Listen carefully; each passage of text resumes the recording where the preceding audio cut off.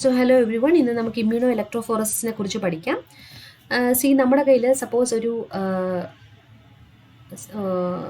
ഇതുപോലത്തെ ഒരു വയലിനകത്ത് ഒരു ആൻറ്റിജൻ സൊല്യൂഷൻ ഉണ്ടെന്ന് വിചാരിക്കാം. അപ്പോൾ ആ ആൻറ്റിജൻ സൊല്യൂഷനകത്ത് ഇഷ്ടംപോലെ ആൻറ്റിജൻസ് ഉണ്ടായിരിക്കും അല്ലേ. അപ്പോൾ അതായത് ഒരു ആൻറ്റിജൻ മിക്സ്ചർ. അപ്പോൾ ഇങ്ങനെ ഒരു ആൻറ്റിജൻ മിക്സ്ചർ ഉണ്ടെങ്കിൽ ആ ആൻറ്റിജൻസിനെ ആ മിക്സ്ചറിനകത്തുള്ള ഡിഫറെൻറ്റ് ആൻറ്റിജൻസിനെ ഐഡൻറ്റിഫൈ ചെയ്യാനും ക്വാണ്ടിഫൈ ചെയ്യാനും ബുദ്ധിമുട്ടായിരിക്കും. അപ്പോൾ അതിന് വേണ്ടിയിട്ട് യൂസ് ചെയ്യുന്ന ഒരു അനാലിറ്റിക്കൽ ടെക്നിക്കിനെയാണ് ഇമ്മ്യൂണോ ഇലക്ട്രോഫോറസിസ് എന്ന് പറയുന്നത്. അപ്പോൾ ഇമ്മ്യൂണോ ഇലക്ട്രോഫോറസിസ് എന്ന് പറയുന്നത് ഒരു അനാലിറ്റിക്കൽ ടെക്നിക്കാണ്. ഇതുവഴി ഒരു ആൻറ്റിജൻ മിക്സ്ചറിലുള്ള ഡിഫറെൻറ്റ് ആൻറ്റിജൻസിനെ നമുക്ക് ഇലക്ട്രോഫോറസിസ് വഴി സെപ്പറേറ്റ് ചെയ്യാൻ കഴിയുന്നു. അതുമാത്രമല്ല, ആ സെപ്പറേറ്റ് ചെയ്ത ആൻറ്റിജൻസിനെ ഡബിൾ ഇമ്മ്യൂണോ ഡിഫ്യൂഷൻ എന്ന് പറയുന്ന ഒരു മെത്തേഡ് വഴി ഐഡൻറ്റിഫൈ ചെയ്യാനും സാധിക്കുന്നു. ഓക്കെ, അപ്പോൾ ഇതാണ് ഇമ്മ്യൂണോ ഇലക്ട്രോഫോറസിസ് വഴി നമ്മൾ ചെയ്യുന്നത്. ഇനി ഇമ്മ്യൂണോ ഇലക്ട്രോഫോറസിസിൽ ഇൻവോൾവ് ചെയ്യുന്ന സ്ട്രാറ്റജീസ് എന്തൊക്കെയാണെന്ന് നോക്കാം. ഫസ്റ്റ്, നമ്മൾ ആ ആൻറ്റിജൻ മിക്സ്ചറിൽ നിന്ന് ഡിഫറെൻറ്റ് ആൻറ്റിജൻസിനെ ഇലക്ട്രോഫോറസിസിലൂടെ സെപ്പറേറ്റ് ചെയ്യുന്നു. രണ്ടാമത്, ഈ ആൻറ്റിജൻസ് ഏതെല്ലാമാണെന്ന് പ്രസിപ്പിറ്റേഷൻ റിയാക്ഷനിലൂടെ ഐഡൻറ്റിഫൈ ചെയ്യുന്നു. ഓക്കെ, അപ്പോൾ ഈ പ്രസിപ്പിറ്റേഷൻ റിയാക്ഷൻസിനെയാണ് ഡബിൾ ഇമ്മ്യൂണോ ഡിഫ്യൂഷൻ മെത്തേഡ് എന്ന് പറയുന്നത്. അപ്പോൾ ഇവിടെ ഇലക്ട്രോഫോറസിസ് കണ്ടക്ട് ചെയ്യുന്നത് ഒരു ഇലക്ട്രോഫോറസിസ് ടാങ്കിനകത്താണ്. ഈ ഇലക്ട്രോഫോറസിസ് ടാങ്കിനകത്ത് ഒരു സ്യൂട്ടബിൾ ബഫർ സൊല്യൂഷൻ ഫില്ല് ചെയ്യുന്നു.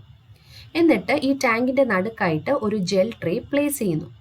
ഈ ജെൽ ട്രേക്ക് അകത്തായിരിക്കും ആ സാമ്പിൾ ആഡ് ചെയ്യുന്നത്. ദെൻ ഈ ഒരു ടാങ്കിലെ നെഗറ്റീവ് ഇലക്ട്രോഡും മറ്റേ ടാങ്കിലെ പോസിറ്റീവ് ഇലക്ട്രോഡും പ്ലേസ് ചെയ്യുന്നു. എന്നിട്ട് ഈ ഇലക്ട്രോഡ്സിനെ ഒരു പവർ സപ്ലൈ ആയിട്ട് കണക്ട് ചെയ്യുന്നു. Is it clear? അപ്പോൾ ഇതാണ് ഇലക്ട്രോഫോറസിസിൽ ചെയ്യുന്നത്. ഇനി ഇലക്ട്രോഫോറസിസ് ചെയ്യുമ്പോൾ എന്താണ് സംഭവിക്കുന്നത് എന്നുള്ളതാണ് ഇതിൽ കാണിച്ചിരിക്കുന്നത്. ഇതാണ് ആ ജെല്ലിൻ്റെ അകത്തുള്ള വെല്ലിനകത്ത് നമ്മൾ ഓൾറെഡി ആ ഒരു ആൻറ്റിജൻ സാമ്പിൾ ആഡ് ചെയ്തു. സാമ്പിൾ എന്ന് പറയുന്നത് ആൻറ്റിജൻ മിക്സ്ചറാണ്. എന്നിട്ട് ഇത് ഇലക്ട്രോഫോറസിസ് കണ്ടക്ട് ചെയ്യുമ്പോൾ എന്ത് സംഭവിക്കുന്നു? ഈ സാമ്പിളിനകത്തുള്ള പോസിറ്റീവ്ലി ചാർജ്, ഇപ്പോൾ ഈ സാമ്പിളിനകത്തുള്ള ആൻറ്റിജൻസ് അതിൻ്റെ ചാർജ് അനുസരിച്ചും സൈസ് അനുസരിച്ചും മൈഗ്രേറ്റഡ് ആകുന്നു. ഓക്കെ, അതായത് ഈ വെല്ലിനകത്തുള്ള positively charged sample molecules negatively charged ഇലക്ട്രോഡിലേക്കും negatively charged sample molecules positively charged ഇലക്ട്രോഡിലേക്കും മൈഗ്രേറ്റഡ് ആകുന്നു. അതുമാത്രമല്ല, സൈസ് അനുസരിച്ച് നോക്കുകയാണെങ്കിൽ ലാർജ് മോളിക്യൂൾസ് വളരെ സ്ലോ ആയിട്ട് മൈഗ്രേറ്റ് ചെയ്യുന്നത് കൊണ്ട് അത് വളരെ ഷോർട്ട് ഡിസ്റ്റൻസസ് മാത്രമേ കവർ ചെയ്യുകയുള്ളൂ. അതേസമയം സ്മോൾ മോളിക്യൂൾസ് വളരെ ഫാസ്റ്റ് ആയിട്ട് മൈഗ്രേറ്റ് ചെയ്യുന്നത് കൊണ്ട് ലാർജ് ഡിഫറൻസസ് കവർ ചെയ്യും. Is it clear? അപ്പോൾ ഇങ്ങനെയാണ് സെപ്പറേഷൻ നടക്കുന്നത്. ഇനി steps involve in immunoelectrophoresis. അപ്പോൾ ഇമ്മ്യൂണോ ഇലക്ട്രോഫോറസിസിൽ 3 സ്റ്റെപ്സാണ് ഇൻവോൾവ് ചെയ്യുന്നത്. ആദ്യത്തെ സ്റ്റെപ്പ് എന്ന് പറയുന്നത് preparation of gel coated glass slide or glass slab. അപ്പോൾ ആദ്യം നമ്മൾ പ്രിപ്പയർ ചെയ്യേണ്ടത് ജെല്ലാണ്. അപ്പോൾ നമ്മളിവിടെ യൂസ് ചെയ്യുന്നത് അഗാരോസ് ജെല്ല് തന്നെയാണ്. അഗാരോസ് ജെല്ല് യൂസ് ചെയ്യാൻ കാരണം എന്തെന്ന് പറഞ്ഞാൽ അഗാരോസ് കെമിക്കലിന് ചാർജ് ഇല്ല, it is neutral, and also it won't react with the reactants. അപ്പോൾ ഈ 2 റീസൺസ് കൊണ്ടാണ് അഗാരോസ് ജെല്ല് പ്രിഫർ ചെയ്യുന്നത്. അപ്പോൾ ആദ്യം നമ്മൾ അഗാരോസ് ജെല്ല് പ്രിപ്പയർ ചെയ്യണം. എന്നിട്ട് അത് ഒരു ഗ്ലാസ് സ്ലൈഡിൻ്റെ മേളിലോ അല്ലെങ്കിൽ ഒരു ഗ്ലാസ് സ്ലാബിൻ്റെ മേളിലോ പോർ ചെയ്യണം. പോർ ചെയ്ത് കഴിയുമ്പം അത് സോളിഡിഫൈ ചെയ്യും. അപ്പോൾ സോളിഡിഫൈ ചെയ്ത് കഴിഞ്ഞാൽ ഇതുപോലെ ട്രഫും വെല്ലും ഇതിനകത്ത് ക്രിയേറ്റ് ചെയ്യണം. അപ്പോൾ ട്രഫ് എന്ന് പറയുമ്പം ഇത്രയും ലെങ്ത്തിൽ ഇത്രയും വീതിയിൽ ഒരു കുഴി എടുക്കണം. ഓക്കെ, അതുപോലെ വെല്ലും അങ്ങനെയാണ്. ഈ ഒരു റൗണ്ട് ഷേപ്പിൽ ഇതുപോലെ അഗാരോസ് ജെല്ലിനകത്ത് ഒരു കുഴി ഉണ്ടാക്കണം. ഓക്കെ, അപ്പോൾ ഇതിനെയാണ് ട്രഫ് ആൻഡ് വെൽ എന്ന് പറയുന്നത്. അപ്പോൾ ഇതാണ് ഫസ്റ്റ് സ്റ്റെപ്പ്. ഇനി സെക്കൻഡ് സ്റ്റെപ്പ് എന്ന് പറയുന്നത് ഇലക്ട്രോഫോറസിസ് ഓഫ് ആൻറ്റിജൻ സൊല്യൂഷൻ. അപ്പോൾ ഈ വെല്ലിനകത്ത് ആൻറ്റിജൻ സൊല്യൂഷൻ ആഡ് ചെയ്യണം, അതായത് ആൻറ്റിജൻ മിക്സ്ചർ. എന്നിട്ട് ഇലക്ട്രോഫോറസിസ് കണ്ടക്ട് ചെയ്യണം. അപ്പം ഇലക്ട്രോഫോറസിസ് കണ്ടക്ട് ചെയ്യുമ്പം ആൻറ്റിജൻസ് ഇതുപോലെ അതിൻ്റെ ചാർജ് അനുസരിച്ചും സൈസ് അനുസരിച്ചും സെപ്പറേറ്റഡ് ആവും. ഇതുപോലെ കണ്ടോ? ഇനി മൂന്നാമത്തെ സ്റ്റെപ്പാണ്. മൂന്നാമത്തെ സ്റ്റെപ്പിൽ antibody solution is loaded in the trough. ഈ ട്രഫ് റീജിയനിൽ ആൻറ്റിബോഡി സൊല്യൂഷൻ ആഡ് ചെയ്ത് കൊടുക്കണം. ഓക്കെ, ആൻറ്റിബോഡി എന്ന് പറയുമ്പോൾ നമ്മൾ ഉദ്ദേശിക്കുന്ന ഈ ആൻറ്റിജനകത്ത് കാണുന്ന ആൻറ്റിജൻസ് ഏതെല്ലാമാണെന്ന് നമുക്കൊരു ഉദ്ദേശം കാണും അല്ലേ. അപ്പം നമ്മൾ തിരയുന്ന ആൻറ്റിജൻ ഇതിനകത്തുണ്ടെന്നാണ് നമ്മൾ വിശ്വസിക്കുന്നത് അല്ലേ. അപ്പോൾ നമ്മൾ